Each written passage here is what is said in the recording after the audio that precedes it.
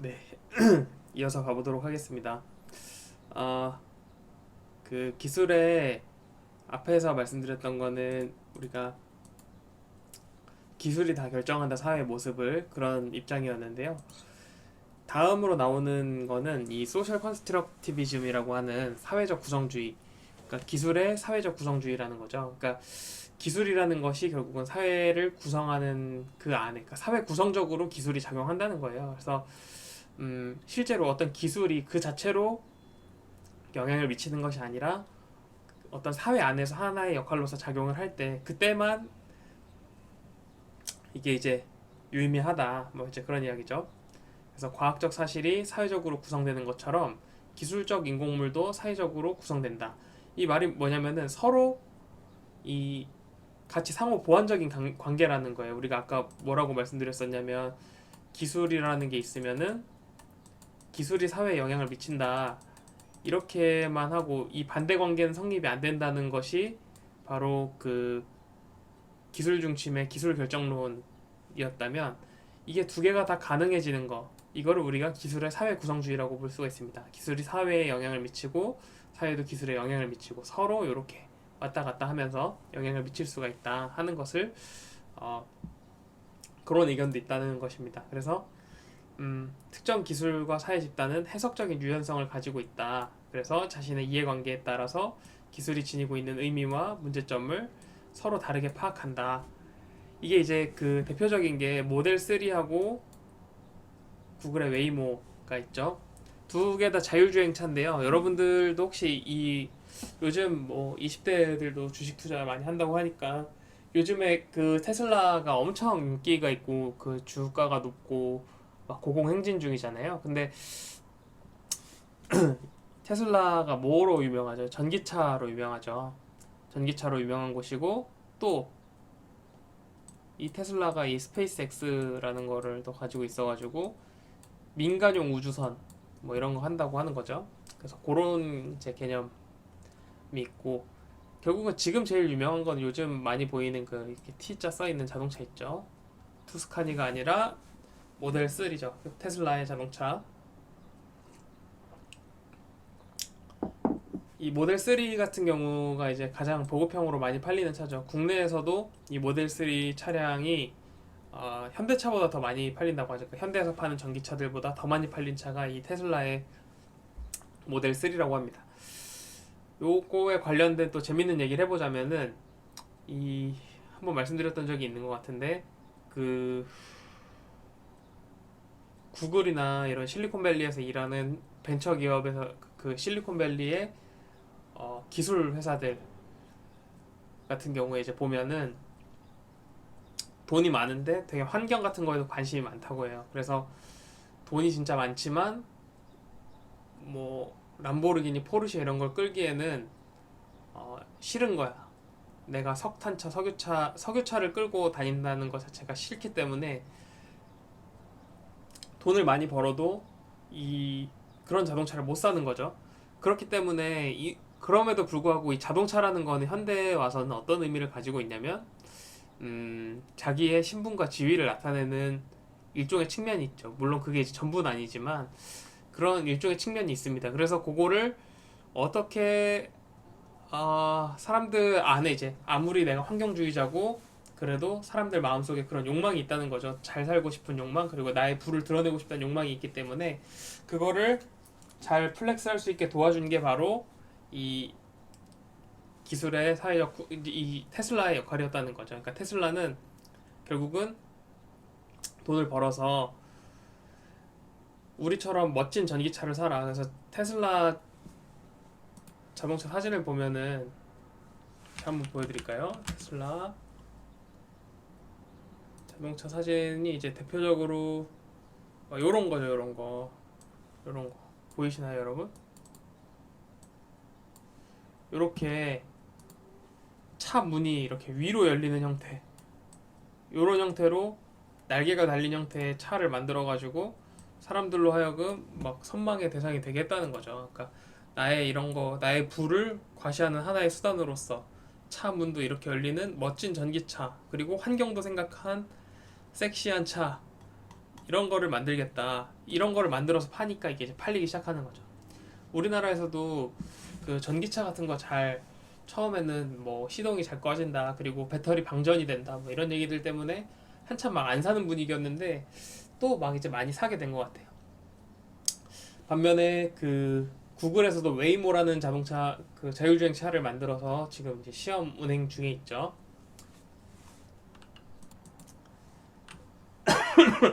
네, 이 구글에 웨이모라는 것이 있는데 이 웨이모도 그 저기 뭐야 실리콘밸리에서 실제로 이제 운영을 하고 있다고 하죠. 이걸 가지고 뭐 택시도 만들 수 있고 그 구글 캠퍼스 안에서 그러니까 구글 마치 이렇게 하나의 대학처럼 만들어서 엄청 넓은 회사 그 크기를 자랑하잖아요. 거기서 이제 자율주행차로 뭘 운반하고 운전하고 이런 것들을 한다고 해요. 근데 이 모델 3하고 웨이모하고는 서로 자율주행이라는 점에서는 같지만 서로 다른 방식의 자율주행 형식을 이제 도입을 하고 있는데요. 모델 3 같은 경우는 그 최대한 인간하고 비슷한 형태로 가는 거죠. 그래서 이 카메라를 앞에 켜가지고 카메라 앞에서 일어나는 상황들을 인지해서 그것을 이제 빠르게 분석해서 어느 정도 속도로 가야 하는지, 어디로 껴야 하는지 말아야 하는지 이런 것들을 판단해주는 역할을 하는 게 이제 카메라 베이스드로 하는 게 모델 3인 반면에 웨이모 같은 경우는 그 돌고래 같은 식으로 하는 거죠. 돌고래가 시력이 별로 안 좋지만 어떻게 하죠? 음파를 쏴가지고 음파가 반사돼서 돌아오는 시간을 측정해서 이것과 나의 거리를 재고 그래서 이 그 웨이모 같은 경우는 라이다라는 기술을 쓴다고 해요. 라이다라는 기술이 뭐냐면은 지금 말씀드렸던 것처럼 앞에 사방으로 이 음파를 쏴서 돌아오는 시간을 계산을 해서 지금 거리가 얼마고 어떤 주변을 주행하고 있고 이런 식으로 이제 하고 있다는 거죠. 그러니까 서로 그 인간이 운전을 안 해도 되는 형태의 자율주행차에서 뭐 그러니까 그거를 지향하는 점에서는 똑같은데 한쪽은 카메라를 기준으로 생각을 하고 있고 한쪽에서는 음파를 기준으로 생각하고 있고 서로 다른 형태로 지금 이제 가고 있는 것을 우리가 볼 수 있습니다. 그 뭐 지금 이제 뭐 요즘에 막 많이 나오는 것 중에 하나가 뭐 테슬라가 사기냐 아니냐 이거 가지고도 막 유튜브 같은 데 보면 말이 많은 것 같아요. 근데 지금 그 여러분 모델 3 내부 모습 보신 적 있으신가요? 자동차에 관심 있는 학생들이시라면 본 적도 있을 텐데 모델 3 내부 차 안이 어떻게 생겼냐면 아주 심플하게 생겼죠. 이렇게 생겼습니다. 아무런 계기판이 없고요. 요 가운데 있는 큰 이 요거 하나만 있습니다. 요거 하나만 있고 운전대가 있고 여기에 뭐 아무것도 없어요. 속도 뭐 이런 것도 없고 딱 요 큰 내비게이션처럼 보이는 요 조작 그 카메라 하나만 있고 여기서 이제 모든 것을 할 수 있도록 여기에 뭐 맵도 나오고 여기에 지금 자동차 상황 같은 것도 나오고 이런 식으로 이제 되어 있는 거죠. 근데 이 지금 이제 그 테슬라 같은 경우에 완전 자율주행이 가능한 것처럼 지금 계속 광고를 하고 있는데 과연 진짜로 완전 자율주행이 가능하느냐라고 하는데 지금 이제 거의 그거는 거짓말이다. 그리고 달성할 때까지 꽤 오랜 시간이 걸릴 것이다. 라는 것이 이제 학자들이나 아니면 엔지니어들의 주장이죠. 그 이유에 대해서 설명한 거를 이제 저도 이제 좀 기사나 이런 것도 찾아보면서 읽어봤는데 우리가 자율주행 자동차 같은 경우에 크게 뭐 몇 가지 단계로 나눌 수 있다고 합니다. 그래서 지금 현재 와 있는 수준은 2단계, 3단계, 2단계 정도고요. 지금 테슬라가 말하는 완전 자율주행이라는 것이 3단계를 의미한다고 하는데요. 2단계 자율주행은 아마 여러분들 부모님 차나 아니면 여러분들이 쏘카 같은 거 빌려서 운전을 해보면 국산 차들에도 이미 많이 적용이 돼 있습니다. 그러니까 주행 보조 기능인데요. 차선 이탈 방지 기능이라든지 아니면 그 앞에 차가 갑자기 섰을 때 경보음을 울려주는 시스템이라든지 그런 것들이 이제 2세대 자율주행 자동차입니다. 그래서 손을 놓고 가도 이제 맞춰서 갈 수 있게끔 해주는 거. 제 차도 지금 그 기능이 있는데 써보면 굉장히 좋아요. 손을 놓고 운전해도 크게 문제가 없을 만큼 알아서 핸들을 잘 꺾어줍니다. 다만 지금 하는 거에 있어서는 그 어떤 위험이 감지되었을 때 빠르게 그 인간이 제동을 해줘야지만 혹은 핸들을 틀어줘야지만 문제를 벗어날 수 있는 반면에 3세대 자율주행차는 그 모든 것을 그 자동차가 알아서 하는 것을 3세대 자율주행이라고 하는 거죠. 그러니까 실제로 3세대 자율주행이 이루어지게 되면은 자동차의 모습도 바뀔 수 있고 또 자동차의 어떤 용도도 바뀔 수 있겠죠. 지금 우리가 뭐 자차를 운전하면은 출퇴근 시간에 책을 못 읽는다 뭐 그런 문제도 있다고 얘기하지만 실제로는 그 3세대 자율주행이 가능해지는 시점부터는 차 안에서 책을 읽는 것도 가능해지게 되고 뭐 운전을 하는 와중에 스마트폰을 하거나 자유롭게 영화를 보거나 하는 것들도 모두 가능해진다는 거죠. 그래서 그런 부분들이 차이가 2세대와 3세대가 있는데 지금 3세대가 지금 테슬라가 마치 자기네가 곧 3세대가 임박한 것처럼 얘기하지만 실제로는 아닐 가능성이 높다 이런 얘기들을 하고 있죠. 그래서 그런 부분들이 있습니다. 그러니까 서로 이 문제를 파악하는 부분이 다른 거죠. 여기서는 그 음파를 통해서 측정을 하고 초음파를 통해서 측정하는 거고 여기서 카메라를 통해서 측정하는 거고 그리고 어 그런 부분이 차이가 있고요. 또 수소차랑 전기차 중에 어느 것이 더 효율적이냐 하는 문제들도 이런 관점에서 생각을 해볼 수가 있겠습니다. 우리나라의 현대자동차 같은 경우에 그 전기차 시장에서도 많이 준비를 해왔지만 그 수소차 시장도 사실 상당히 선구적으로 많이 연구를 하고 많이 개발을 해왔습니다. 수소차 같은 경우는 굉장히 기술이 많이 발전을 해서 앞서 있는 상태라고 제가 알고 있고요. 수소차 우리 그 현대차에 근데 한동안 한 불과 작년 정도까지만 하더라도 그 주식시장에서는 굉장히 외면을 받았습니다. 왜 외면을 받아왔냐면은 수소차가 트렌드가 아니라는 거예요. 사람들 말은 전기차 같은 경우에는 되게 트렌디하고 이게 이제 시장성이 있는 반면에 수소차는 그렇지 않은데 현대차는 지금 방향을 잘못 잡았다. 수소라는 것이 폭발하면 엄청 위험하기 때문에 이게 이제 결코 이제 그 좋지가 않다. 이런 이제 인식이 강했었는데 최근에 뭐 그 니콜라 뭐 그런 것들 보면은 수소차에 대한 관심이 사실 굉장히 높죠. 원래는 그 니콜라라는 회사가 현대차랑 협업을 굉장히 여러 번 제안을 했는데 5번인가 현대차에서 거절했다고 하죠. 그 기술 수준이 못 믿는 수준이고 거의 사기에 가깝다 이러면서 이제 다 안 받아줬다고 하죠. 그 실제로 그 전기차랑 수소차의 차이는 전기차 같은 경우는 충전하는 시간이 오래 걸린다는 단점이 있고 수소차 같은 경우는 빨리 충전할 수 있지만 그리고 이제 배출되는 것도 수소랑 그 열을 발생시키는 거기 때문에 결국 이제 나오는 게 물밖에 없어서 되게 환경적이다. 그리고 충전도 빠르고 이런 단점들을 보완하고 있는 반면에 폭발하면 위험하다. 그런 인식들 실제로 올해였나요? 수소 충전소에 폭발이 일어난 적이 있었죠. 그래서 그것 때문에 또 이제 문제가 있다고 볼 수가 있겠습니다. 어쨌든 이런 다양한 논의들이 진행이 되고 있다는 거죠. 근데 왜 우리가 내연기관 자동차들을 안 쓰고 수소차 전기차를 쓰게 되는 것일까요?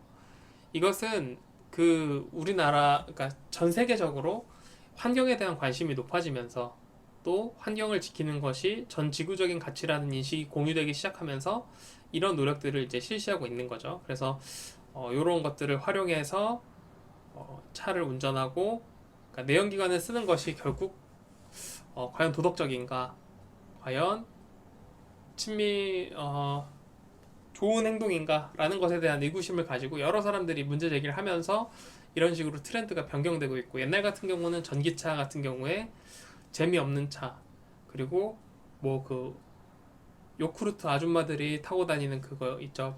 그거를 생각하면 사람들이 이제 막 그런 식으로 조롱을 했단 말이죠. 그 천천히 가고 뭐 재미없는 차 이렇게 했는데 이 모델 3나 테슬라 같은 회사들에서 굉장히 그 선진화된 과학 기술들을 접목시킴으로써 이 제로백 같은 것도 그런 개념이 없다고 하죠. 내연기관에서 팡 올려서 올라가는 개념이 아니라 전기 출력을 그냥 올리는 개념이기 때문에 그 가속의 개념이 거의 없다고 하죠. 그래서 되게 빠른 속도로 올릴 수 있고 그런 측면에서 훨씬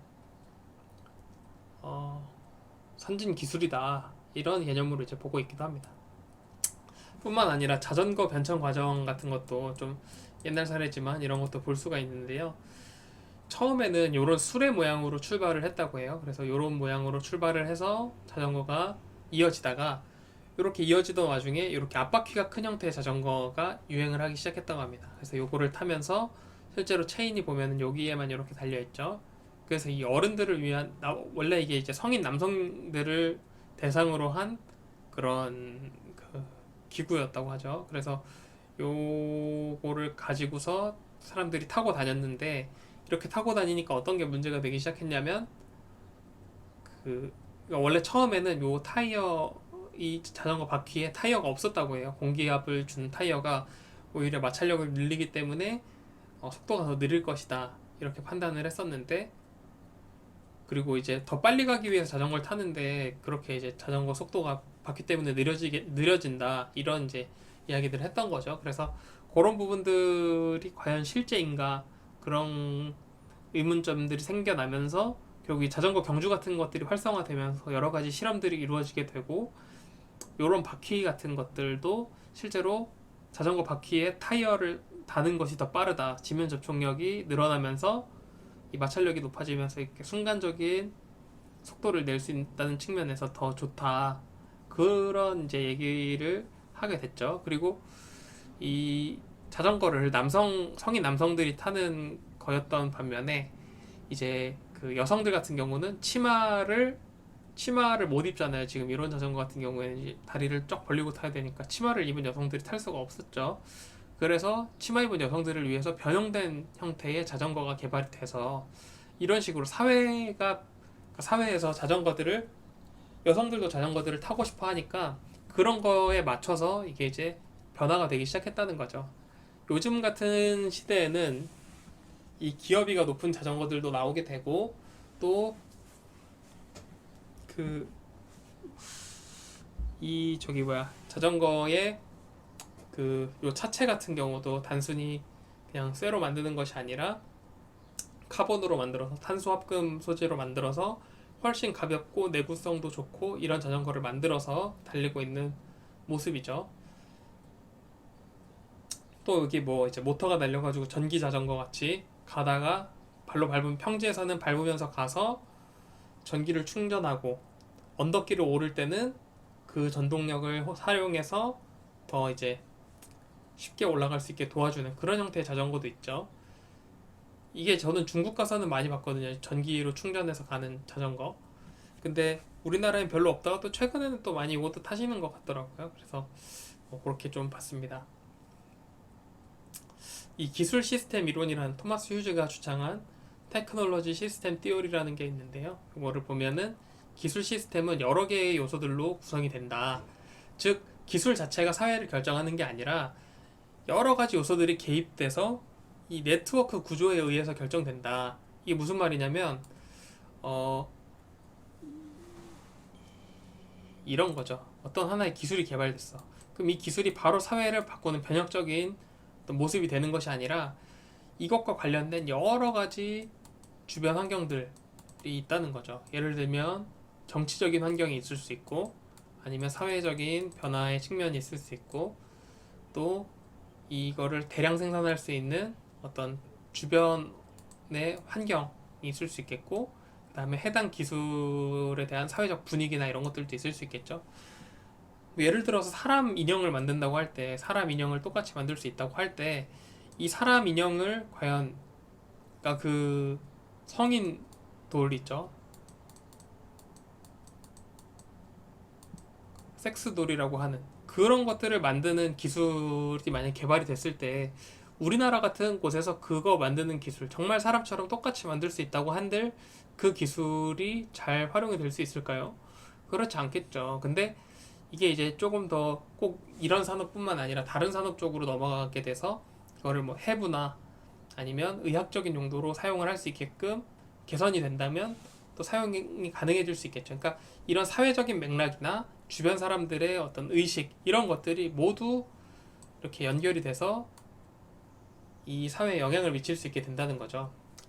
가령 이제 그 미래학자 어떤 분의 이제 그 미래 사회 예측하신 거에 보니까 뭐 한 앞으로 지금부터 한 10년, 20년 후에는 인간이 뇌지도를 모두 정복을 해서 뇌에서 어느 부분을 누르면은 그 쾌락을 느끼는지, 즉 그 오르가즘을 느낄 수 있는지를 찾아낼 수 있다. 그래서 그 부분에 간단한 전기 자극만 주면 바로 남자의 경우에 사정할 수 있고 여자의 경우에도 오르가즘을 경험할 수 있다. 이런 이제 주장을 하시는 걸 봤습니다.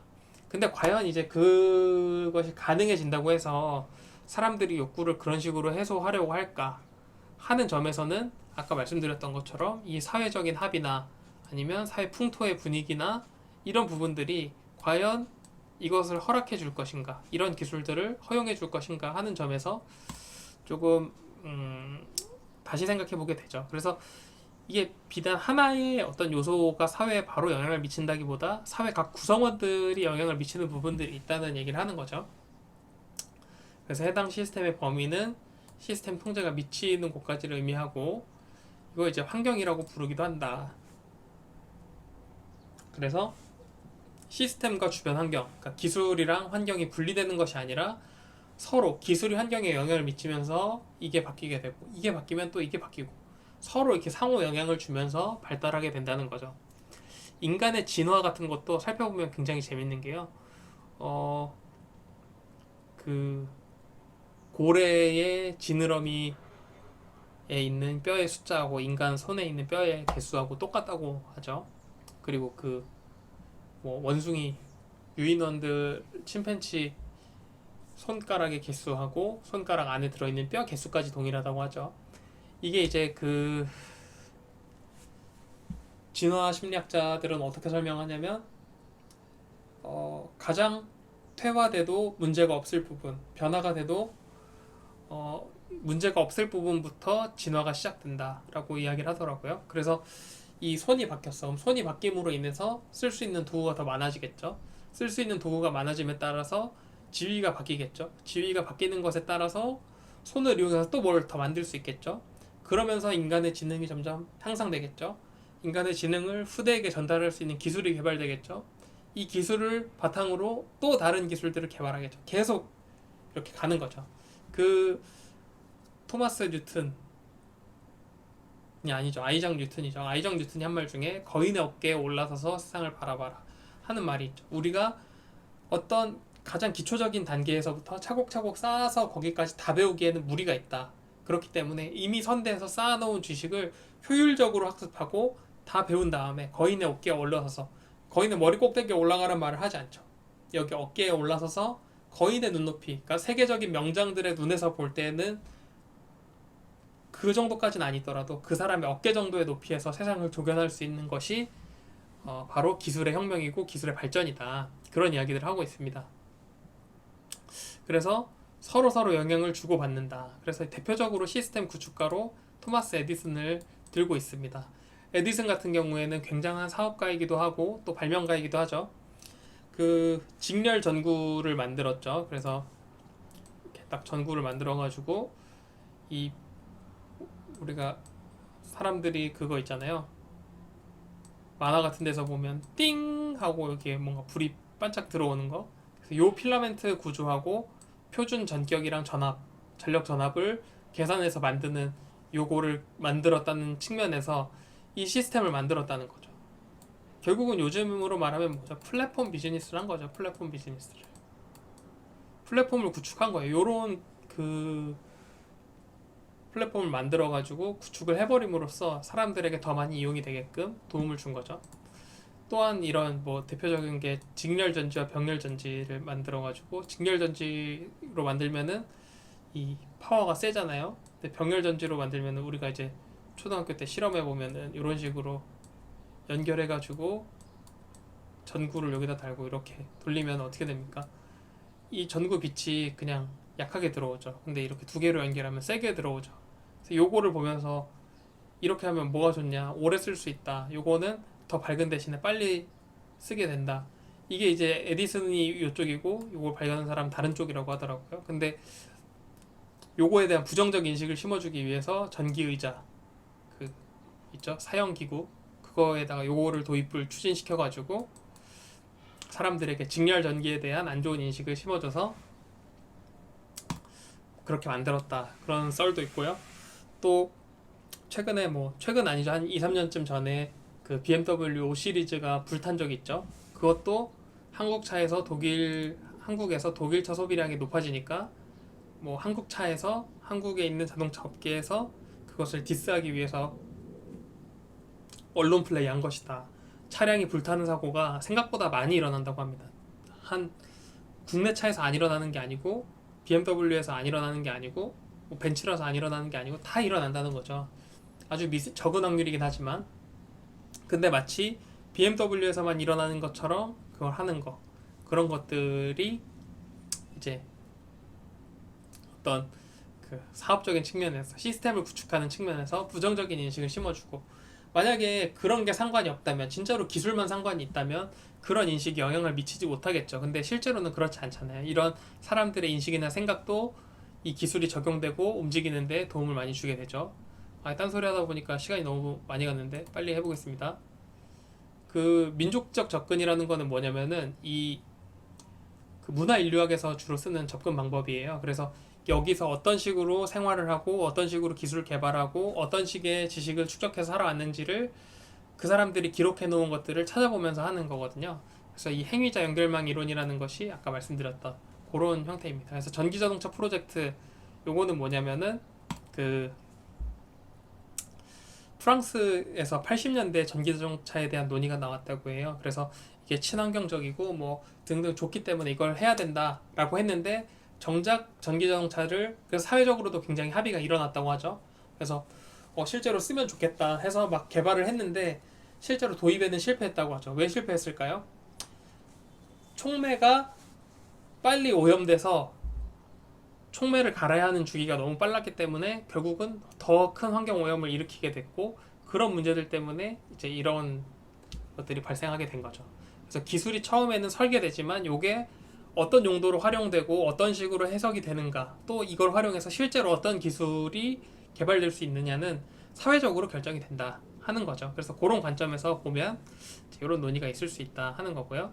이 적정 기술이라는 거, 우리는 지금 이제 최첨단 기술로 나아가는 그 과정들에 대해서만 이제 이야기를 했었는데, 그게 아니라 이 적정 기술이라는 거는 뭐냐면은 최소한의 기술 수준, 최소한의 돈, 최소한의 기술 수준만을 가지고 정말 어려운 지역에 그것을 살 수 있는 능력이 안 되는 지역, 그 지역에게 도움을 주는 그런 기술을 의미하죠. 그래서 실제로 이런 적정 기술이라는 말이 한 2015년 정도, 2010년대 초반에서 중반까지 굉장히 유행을 했었죠. 최근에는 조금 사그라든 것 같습니다. 요거 보겠습니다.